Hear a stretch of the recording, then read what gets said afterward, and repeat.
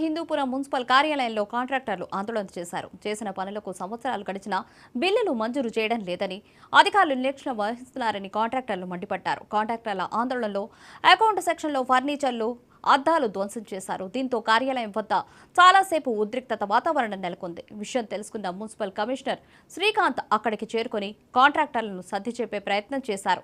Account సెక్షన్లో furniture ధ్వంసం చేసిన వారిపైన పోలీసులకు ఫిర్యాదు చేస్తారని శ్రీకాంత్ తెలిపారు. మాకు పట్టించుకునే నాకలే లేదు.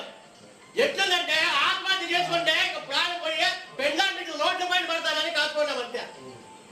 చూసేకి పట్టుకొని బాగా వేసుకుంటానమ్మా, లోపల ఎంత బాగుందంటే అంత బాగుంది. ఏదైనా సంబంధం అయినా కూడా ఏమి లేకుండా ఏం చేయదన్నా చెప్పున్నా. సంబంధం తినాలన్నా కనీసం సంబంధంగా కాసుకోండి. నిన్న దేశం అంతా డబ్బులు చూసినది మేము ఇప్పుడు పోయి చూడలేదు. ఓన్లీ హిందూపురం మున్సిపాలిటీ టయానికి పని జరిగిందంటే పని లేదు. ఇప్పుడు ఆ మీద చేయబెట్టినట్టు ఎక్కుతాయనేదే తెలియదు. తల్లిదండ్రి ఎవరు లేడు, వేరే మిండిగాడు కూడా లేడు.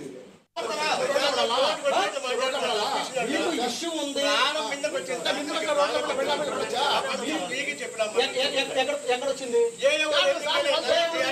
ఏం చేస్తారు? కావాల్సిందిగా చేసి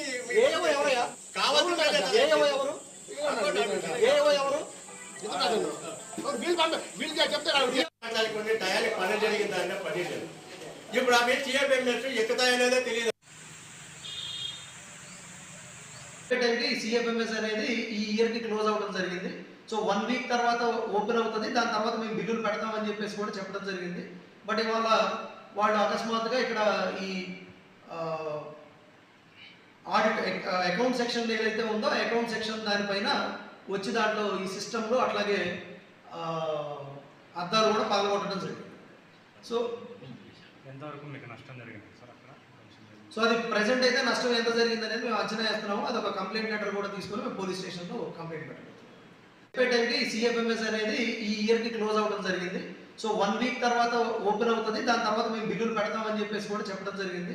బట్ ఇవాళ వాళ్ళు